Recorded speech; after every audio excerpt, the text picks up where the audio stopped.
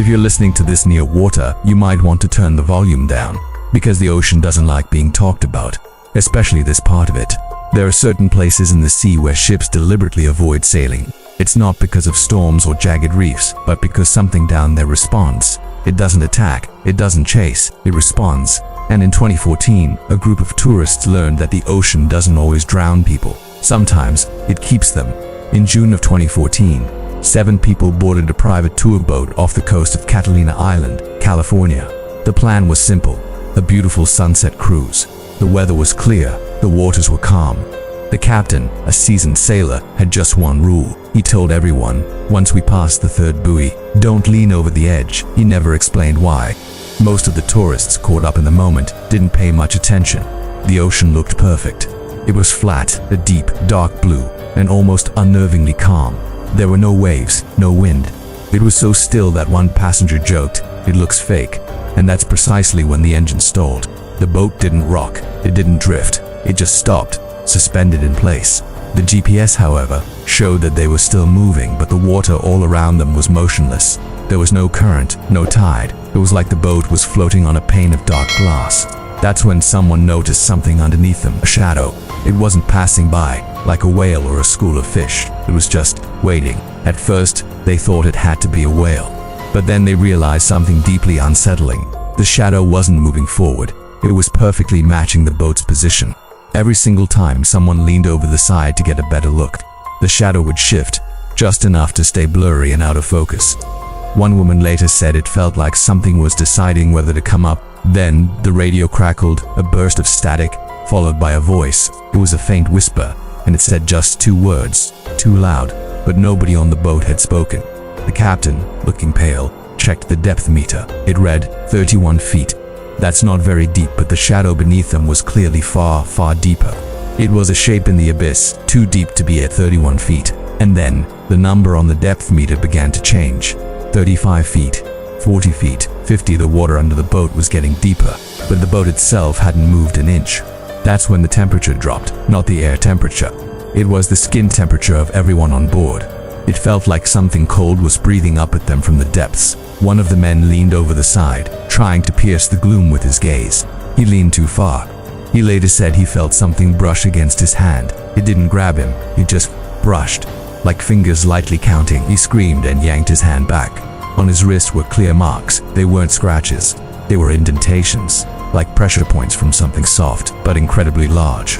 Then came the sound. It didn't come from above or around them. It came from inside the water, a low, powerful vibration that you feel in your chest long before your ears can register it. Everyone on board suddenly felt an overwhelming wave of nausea.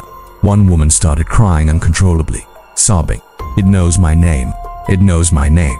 A strange confusion began to set in. People started forgetting simple things: why they were on the boat, who they were with.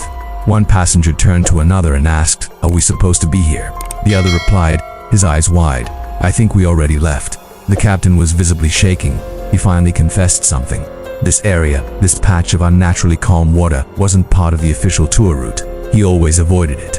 He'd heard stories from local fishermen, whispers that if you stopped here for too long, the sea starts listening to you. And then, the shadow finally moved. It surged upward, but the water's surface didn't break. It just parted, like a curtain, as something enormous and unseen passed just beneath the hull. Everyone felt a sudden, intense pressure in their ears, the kind you feel when you're descending rapidly in an airplane, but they weren't moving. Then a voice spoke. It was clearer this time. It wasn't on the radio, it was inside their heads, and it said one word: choose. One of the men stood up. He walked calmly to the edge of the boat, a serene smile on his face. He turned to the others and said, "I remember now." And then, he stepped off into the water. There was no splash. He didn't sink. The water just closed over him like a door shutting silently. Instantly, the depth meter reset to 31 feet. The shadow was gone. The engine sputtered, then roared back to life. The boat returned to the shore in a heavy, suffocating silence. 6 passengers survived. 1 was missing. There was no body, no evidence of a struggle, no disturbance in the water. The official Coast Guard report listed it as a possible drowning, but the captain quit his job that same night. He told a friend the ocean wasn't empty. He said, "It's organized." In 2019, sonar scans of that exact area revealed something impossible. A shape, stationary, located beneath the seabed itself. It wasn't rock. It wasn't a shipwreck. It was too symmetrical, too smooth. And directly above this impossible shape, boats still report sudden engine failures and unexplained equipment malfunctions. But here's the part no one can explain. Every single one of the survivors reported having the exact same recurring dream. They are standing on a dark shoreline, watching the ocean breathe in and out like a massive lung. And as they watch, a voice whispers to them from the waves, saying, "You still owe us one." So, if you ever find yourself traveling by sea and the water becomes too calm, if the engine cuts out for no reason, and if you get the distinct feeling that the ocean is waiting for you, don't look down. Because some parts of the sea aren't deep, they're patient, and they always remember who stepped away. Thank you for watching. If you enjoyed this story, make sure to like, subscribe, and turn on notifications so you don't miss what's coming next from the shadows.